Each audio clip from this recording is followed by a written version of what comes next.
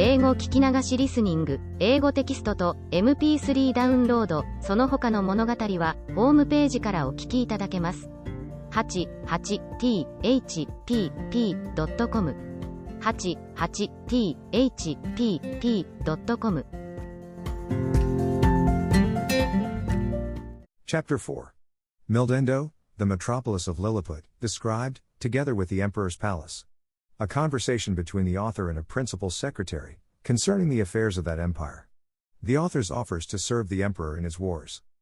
The first request I made, after I had obtained my liberty, was, that I might have license to see Mildendo, the metropolis, which the emperor easily granted me, but with a special charge to do no hurt either to the inhabitants or their houses. The people had notice, by proclamation, of my design to visit the town. The wall which encompassed it is 2 feet and a half high, and at least 11 inches broad, so that a coach and horses may be driven very safely round it, and it is flanked with strong towers at 10 feet distance. I stepped over the great western gate, and passed very gently, and sidling, through the 2 principal streets, only in my short waistcoat, for fear of damaging the roofs and eaves of the houses with the skirts of my coat. I walked with the utmost circumspection, to avoid treading on any stragglers who might remain in the streets, although the orders were very strict, that all people should keep in their houses, at their own peril. The garret windows and tops of houses were so crowded with spectators, that I thought in all my travels I had not seen a more populous place. The city is an exact square, each side of the wall being 500 feet long. The 2 great streets, which run across and divide it into 4 quarters, are 5 feet wide. The lanes and alleys, which I could not enter, but only view them as I passed, are from 12 to 18 inches. The town is capable of holding 500,000 souls, the houses are from 3 to 5 stories, the shops and markets well provided. The Emperor's Palace is in the center of the city where the 2 great streets meet. It is enclosed by a wall of 2 feet high, and 20 feet distance from the buildings. I had His Majesty's permission to step over this wall, and, this space being so wide between that and the palace, I could easily view it on every side. The outward court is a square of 40 feet, and includes 2 other courts. In the inmost are the royal apartments, which I was very desirous to see, but found it extremely difficult, for the great gates, from one square into another, were but 18 inches high, and 7 inches wide. Now the buildings of the outer court were at least 5 feet high, and it was impossible for me to stride over them without infinite damage to the pile, though the walls were strongly built of hewn stone, and 4 inches thick. At the same time the emperor had a great desire that I should see the magnificence of his palace, but this I was not able to do till 3 days after, which I spent in cutting down with my knife some of the largest trees in the royal park, about 100 yards distant from the city. Of these trees I made 2 stools, each about 3 feet high and strong enough to bear my weight. The people having received notice a second time, I went again through the city to the palace with my 2 stools in my hands. When I came to the side of the outer court, I stood upon one stool, and took the other in my hand. This I lifted over the roof, and gently set it down on the space between the first and second court, which was 8 feet wide.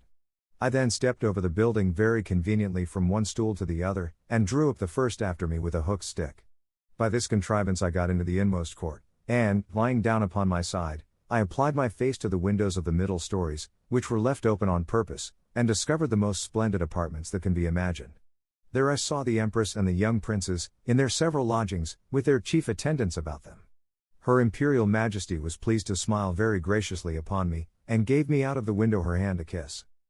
But I shall not anticipate the reader with further descriptions of this kind, because I reserve them for a greater work, which is now almost ready for the press, containing a general description of this empire, from its first erection, through a long series of princes, with a particular account of their wars and politics, laws, learning, and religion, their plants and animals, their peculiar manners and customs, with other matters very curious and useful, my chief design at present being only to relate such events and transactions as happened to the public or to myself during a residence of about 9 months in that empire.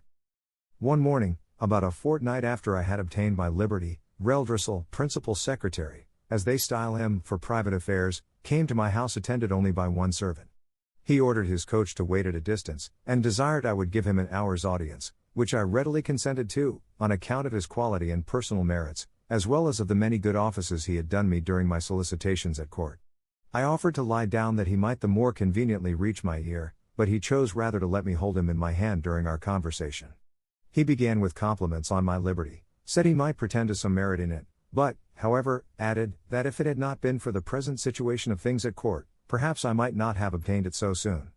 For, said he, is flourishing a condition as we may appear to be unto foreigners, we labor under two mighty evils, a violent faction at home, and the danger of an invasion, by a most potent enemy, from abroad.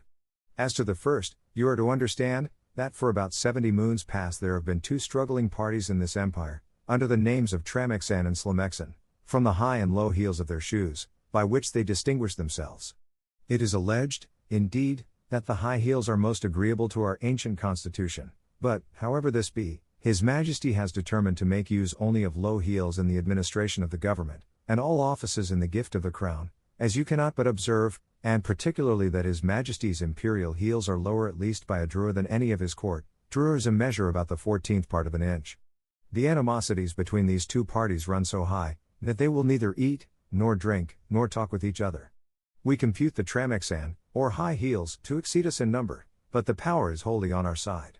We apprehend His Imperial Highness, the heir to the crown, to have some tendency towards the high heels. At least we can plainly discover that one of his heels is higher than the other, which gives him a hobble in his gait. Now, in the midst of these intestine disquiets, we are threatened with an invasion from the island of Blefuscu, which is the other great empire of the universe, almost as large and powerful as this of His Majesty. For as to what we have heard you affirm, that there are other kingdoms and states in the world inhabited by human creatures as large as yourself, our philosophers are in much doubt, and would rather conjecture that you dropped from the moon, or one of the stars, because it is certain, that 100 mortals of your bulk would in a short time destroy all the fruits and cattle of His Majesty's dominions. Besides, our histories of 6,000 moons make no mention of any other regions than the two great empires of Lilliput and Blefuscu. Which two mighty powers have, as I was going to tell you, been engaged in a most obstinate war for 36 moons past. It began upon the following occasion. It is allowed on all hands that the primitive way of breaking eggs, before we eat them, was upon the larger end, but His present Majesty's grandfather, while he was a boy, going to eat an egg, and breaking it according to the ancient practice, happened to cut one of his fingers. Whereupon the emperor his father published an edict, commanding all his subjects, upon great penalties, to break the smaller end of their eggs. The people so highly resented this law, that our histories tell us, there have been 6 rebellions raised on that account, wherein one emperor lost his life, and another his crown. These civil commotions were constantly fomented by the monarchs of Blefuscu, and when they were quelled, the exiles always fled for refuge to that empire. It is computed that 11,000 persons have at several times suffered death, rather than submit to break their eggs at the smaller end. Many hundred large volumes have been published upon this controversy, but the books of the big Endians have been long forbidden, and the whole party rendered incapable by law of holding employments. During the course of these troubles, the emperors of Blefuscu did frequently expostulate by their ambassadors, accusing us of making a schism in religion, by offending against a fundamental doctrine of our great prophet Lustrog, in the 54th chapter of the Blunkrol, which is their Alcoran.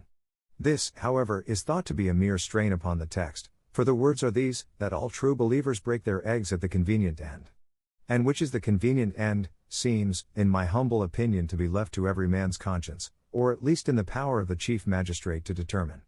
Now, the big Indian exiles have found so much credit in the emperor of Blefuscu's court, and so much private assistance and encouragement from their party here at home, that a bloody war has been carried on between the two empires for 36 moons, with various success, during which time we have lost 40 capital ships, and a much greater number of smaller vessels, together with 30,000 of our best seamen and soldiers, and the damage received by the enemy is reckoned to be somewhat greater than ours.